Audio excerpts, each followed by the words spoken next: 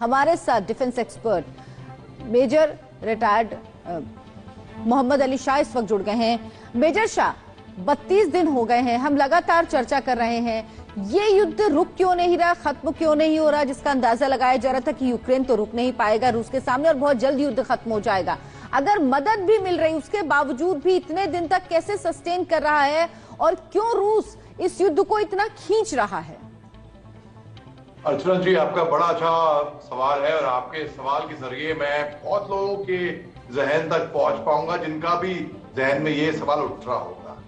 देखिए, बात ऐसी है, रूस ने मिसकैलकुलेट किया था, उन्होंने अपनी पावर ओवर एस्टिमेट नहीं करी, उन्होंने यूक्रेन की पावर अंडर एस्टिमेट करी, उनको कम समझा, उन पे हमला बोल दिया। ये सोच के हम सब समझ रहे थे कि भाई कुछ चंद दिनों का खेल है, बात खत्म और यूक्रेन को घुटने टिकने चाहिए क्योंकि खून खराब होएगा, आगे कोई सेंस नहीं बन रही इस बात।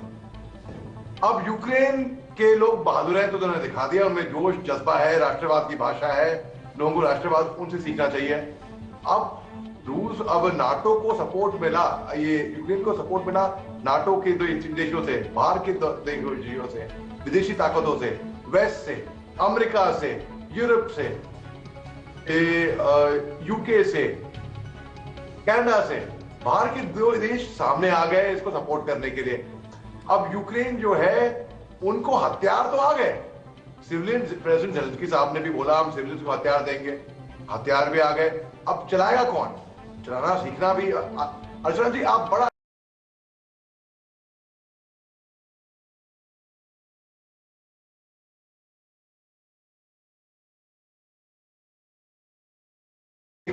और बहुत हमारे दोस्त हैं वो आपको बहुत चाहते हैं कि भाई बड़ा अच्छा एंकरिंग करती हैं, लेकिन अगर मैं आपको अभी बंदूक थमा दूं और बोलूं अर्चना जी जाइए फायर करिए, दुश्मन आ गया, फायर कर पाएंगी?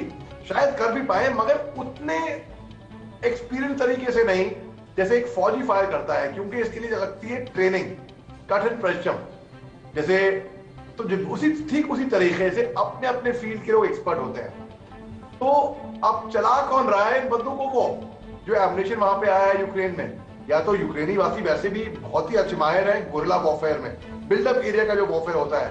अब रूस की सेना अंदर तो आ गई, 64 किलोमीटर का लॉन्ग काफला लेके, भाई अंदर तो आ गए। आप ये सोचिए, कॉमन सेंस लगाइए, उनको एडम लॉजिस्टिक्स कौन देगा? आप घूमने जा रही हैं विदेश, एक जिससे ऐसे दोस्त के साथ, उस मुल्क के साथ आपकी दोस्ती है, हमारी दोस्ती है, आप घूमने चले गए। चलो कभी मैं भूटान का एग्जाम्पल लेता हूं, भूटान या नेपाल, जहां पे पासपोर्ट वीजा की भी जरूरत नहीं है, आप चले गए, बहुत अच्छे दोस्त हैं हमारे, आप क्या करेंगी? आप एक मैप बनाएंगी, आइटनरी प्लान करेंगी, होटल अकोमोडेशन, कहां पे खाना पीना, लाइट बैगेज पैक करके जाएंगी ना। अब आप सोचिए, आप लंबा काफिला लेके आप विदेश में घुस गए, अलग दुश्मन देश के लड़ने के लिए, जंग लड़ने के लिए, और वहां पे तकरीबन 1 महीने से आप फंसे हुए हैं, कीव से 10-12 किलोमीटर ना आगे जा पा रहे हैं ना पीछे, और कहते हैं चाइनीज टायर थे उन गाड़ियों के, उन बख्तरबंद गाड़ियों के, वो फंस गए। अब एडम लॉजिस्टिक्स कौन देगा? पेट्रोल, फ्यूल, एम्युनिशन, खाना पानी, राशन पानी, सपोर्ट, ये भी तो देखना पड़ता है जी। अब वहां तो फंस गए आप। इसके अलावा आप देखिए कि रूस के 5 मेजर जनरल शहीद हुए हैं, 5 मेजर जनरल। मेरे जो पूर्वजों थे, मेरे पूर्वजों ने पहले विश्व युद्ध में हिस्सा लिया है, दूसरे विश्व युद्ध में हिस्सा लिया है, मेरे फादर ने 71 की लड़ाई लड़ी है पाकिस्तान के खिलाफ, उनको पाकिस्तान को धूल चकाई है उसमें। भाई मैंने एक्शन देखा है जम्मू कश्मीर के बॉर्डर इलाकों में और नॉर्थ ईस्ट में। हमने एक असूल सीखा है फौजी होने के नाते, भाई दुश्मन जो है अगर भाग जाए, अगर उग्रवादी भाग जाए, बला से भागने दो, आपके एक भी फौजी को खरोच नहीं आनी चाहिए, आपके एक भी बंदा कैजुअल्टी नहीं होना चाहिए। बिल्कुल। भाई रूस के 5 मेजर जनरल शहीद हुए हैं और दोनों के दोनों देश दावा कर रहे हैं हमने इतने मार दिए, हमने इतनी। बिल्कुल, ये दोनों तरफ से दावे किए जा रहे हैं, लेकिन दूसरी तरफ रूस ये भी कह रहा है कि अगर उसके अस्तित्व को खतरा हुआ तो वो न्यूक्लियर वेपन का भी इस्तेमाल करेगा। इस पर भी बात करेंगे। मेजर शाह, अलग अलग तरह की तस्वीरें दिख रही हैं, लेकिन रूस बार बार ये क्यों कह रहा है कि अगर उसके अस्तित्व पर खतरा आया तो वो न्यूक्लियर वेपन का इस्तेमाल कर सकता है, वो न्यूक्लियर वॉर से पीछे नहीं हटेगा? किस बात का डर, किस बात का खतरा है उसको, या सिर्फ वो धमकी दे रहा है ताकि नेटो और अमेरिका आगे ना आए किसी तरह से मदद करने यूक्रेन की? अर्चना जी, जब ये युद्ध शुरू नहीं हुआ था उससे कुछ चंद घंटों पहले किसी को भी उम्मीद नहीं थी कि रूस यूक्रेन पे यकीनन हमला कर देगा, डिस्पाइट कि उसने बॉर्डर पे इतनी गाड़ियां, इतने फोर्सेस लगा रखे थे, जेड करके गाड़ियों पे जेड लिखे हुए आ रहे थे, लेकिन फिर भी हम कहते हैं ये हाइब्रिड वॉरफेयर है, ये बस पोस्टरिंग कर रहा है, ये धमकी दे रहा है, ये करेगा कुछ नहीं।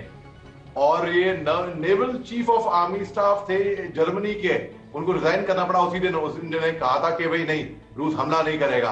तो रूस की बातों को हल्के में ना लिया जाए। हम दिवाली पे ताश खेलते हैं, जब हम ताश खेलते हैं तो क्या होता है, हमारे कार्ड खत्म हो गए, हमारा एक कार्ड आखिरी में बचता है, वो होता है ट्रम्प कार्ड।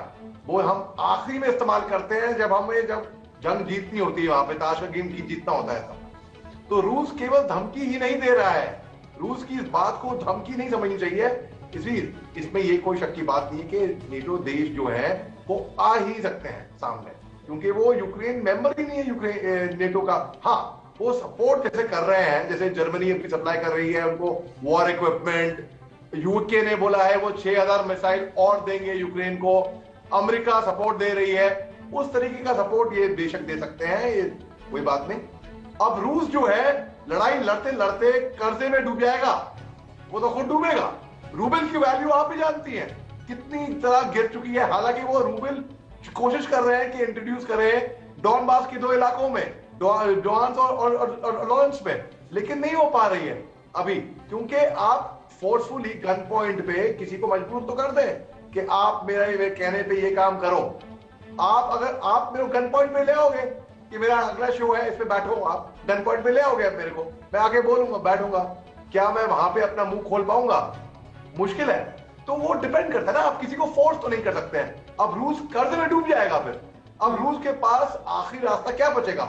उसका अस्तित्व तो डूबेगा, उसका अस्तित्व डूबेगा तो वो परमाणु हथियार का इस्तेमाल कर सकता है। और अगर परमाणु हथियार इस्तेमाल हो गए तो हम सब जानते हैं तहस नहस बचने वाली है, बर्बादी होने वाली है। अमेरिका फिर चुप नहीं बैठेगा, वो पहले भुगत चुके हैं पर्ल हार्बर पे हमला, सितंबर 11 पे का हमला उसामा बिन लादेन ने जो किया था, तो वो जानते हैं कि भाई ये बहुत आगे बहुत गंभीर बात हो सकती है और आगे जाके ये तीसरे विश्व युद्ध में कन्वर्ट हो सकती है। और अभी समाप्त बिल्कुल मेजर शाह, इसी बात का अंदेशा है दुनिया को, सारे देश और एक्सपर्ट्स यही अंदेशा जता रहे हैं कि कहीं हम 3rd वर्ल्ड वॉर की तरफ तो नहीं बढ़ रहे हैं, और यही आशंका सबको डरा भी रही। बहुत बहुत शुक्रिया आपका हमारे साथ जुड़ने के लिए इस बातचीत में।